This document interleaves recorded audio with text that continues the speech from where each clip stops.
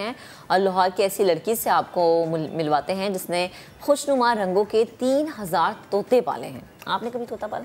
बहुत। हाँ देखा, मुझे पता था इसलिए मैं फैसल से पूछा। मैंने कभी नहीं पाला लेकिन मुझे बहुत शौक है, लेकिन मुझे डर लगता है क्योंकि इनकी केयर करना बहुत ज़्यादा ज़रूरी होता है।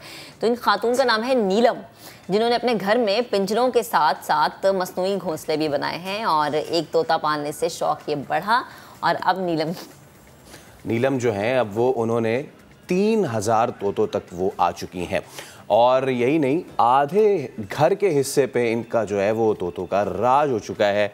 और नीलम जो हैं वो इन्हें ऑनलाइन फ़रोख्त भी करती हैं और कारोबार करके सिर्फ 24 साल की उम्र में ही ये वालिद का सहारा भी बन गई हैं। नीलम नदीम हमारे साथ मौजूद है, उनसे बात करते हैं। अस्सलाम वालेकुम नीलम, सबसे पहले बहुत शुक्रिया। और मैं देख भी रहा हूँ कि जी आपने ना सिर्फ ये कि वो जो आयरन केजेस होते हैं बल्कि जो आर्टिफिशियल के वो जो घोंसले होते हैं वो भी बनाए हुए हैं, बड़ा कमेंडेबल है। किस उम्र में परिंदे पालने का शौक़ हुआ आपको? जी वालेकुम अस्सलाम। सबसे पहले बहुत बहुत शुक्रिया मुझे इनवाइट करने के लिए। और उसके बाद मैं 2013 से जो है ना वो इस बिज़नेस में, इस हॉबी में हूँ। जब 9th क्लास में थी मैं तब, और तब मैंने जो है ना एज आ शौक़ के तौर पर, जिस तरह लोग बजरीगर रखते हैं घर पे, वैसे रखे थे। और फिर उसके बाद उससे शौक़ डेवलप होता रहा, उससे सीखने को मुझे मिला। मैंने जो है ना वो स्टार्ट बजरीगर से लिया।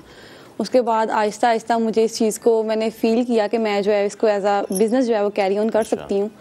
तो इन 2016 में जो है वो मैंने इनको जो है वो स्टार्ट लिया एज आ बिज़नेस के तौर पे। मेरे बाबा ने मेरे साथ बड़ा कोऑपरेट किया स्टार्टिंग से ही। तो आज अल्हम्दुलिल्लाह मैं आज इस मुकाम पे खड़ी हूँ कि मैं हाई एंड म्यूटेशंस और कमर्शियल सब ब्रीड करवा। क्या बात है। अच्छा, मैं देख भी रहा था कि आपके पास जो एग्जॉटिक बर्ड्स हैं ना, उनकी बड़ी अच्छी ब्रीड है। लव बर्ड हो गया, ब्लू पसनाटा हो गया। तो मुझे ज़रा बताएं कौन कौन से, जो कि बड़ा शौक़ होता है लोगों को।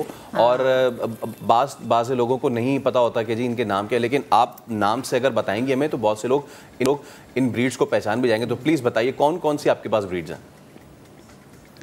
मेरे पास इसमें कमर्शियल पॉइंट ऑफ व्यू से अल्बाइनो, क्रीमिनो, पार्लो स्प्लिट इनो, और नेक्स्ट जो है वो हाई एंड म्यूटेशन में जब अगर आप बात करें तो उसमें जो है वो मेरे पास pale fallow, opaline pale fallow, pallid opaline, pallid dilute opaline pale fallow और पैलर्ड ओपलाइन मतलब डल्यूट ओपलाइन, उसके बाद ग्रे विंग और पर्सनाटा डन फेलो। अल्हम्दुलिल्लाह ऑल दैट म्यूटेशंस। क्या बात है। अच्छा, सबसे सस्ता जोड़ा कितने का आपके पास है और सबसे महंगे से महंगा कितना पेयर आपके पास है, ये बताइए।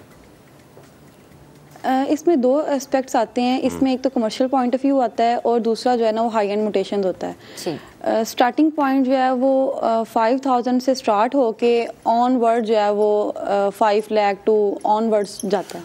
ओह गॉड। तो मुझे ये बताएं कि आगाज़ में आपके पास कितने पैसे होने चाहिए कि आप ये बिज़नेस शुरू कर सके?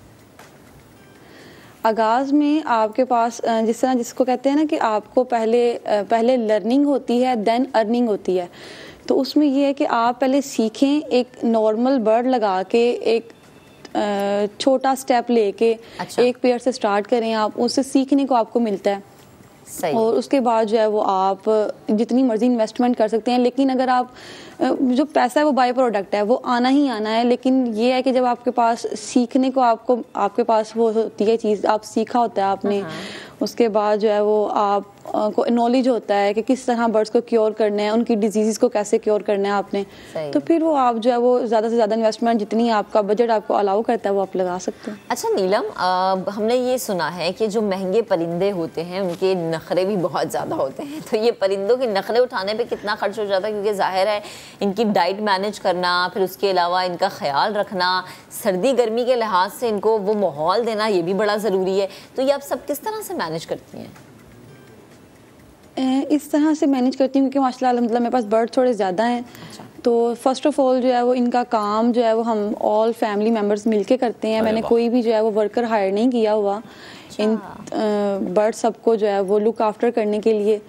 तो हम सब फैमिली मेम्बर्स मिल के काम करते हैं। फर्स्ट ऑफ ऑल तो ये, और सेकेंडली ये है कि आप जो है वो कह रही हैं कि किस तरह बर्ड्स की जो है ये केयर की जाती है। डाइट का आपने पूछा, तो डाइट प्लान जिस तरह हम हम घर में जो है वो डाइट प्लान अपना फॉलो करते हैं, सेम ऐसे इनका भी जो है वो डाइट प्लान फॉलो किया जाता है। और इनकी जो है वो सीड मिक्स जो होते हैं, इनके सॉफ्ट फूड, इनको आपने क्या विटामिन्स यूज़ करवाने हैं, पानी में क्या यूज़ करवाना है विटामिन्स, गर्मियों में इलेक्ट्रोलाइट वगैरह यूज़ होते हैं, तो सिर्फ इस तरह जो है ना इनकी डाइट को फॉलो किया जाता है। अच्छा, मुझे क्योंकि यह बड़ा वास्ट टॉपिक है, मुझे ये बताइए कि सफाई सुथराई का ख्याल इनका रखना बड़ा ज़रूरी होता है, क्योंकि अगर कहते हैं ना कि इनका जो मोर्टेलिटी है रेट, वो अगर एक मर्तबा आए तो ऐसा भी होता है कि जो अंडे बच्चे हैं या अभी जिनको पट्ठे कहा जाता है, छोटे बच्चे, वो आन की आन में सफाई हो जाती है उसकी, तो इस बात का कैसे ख्याल रखती हैं आप? कितना टाइम लगता है सफाई सुथराई और इनकी वैक्सीनेशन वगैरह में?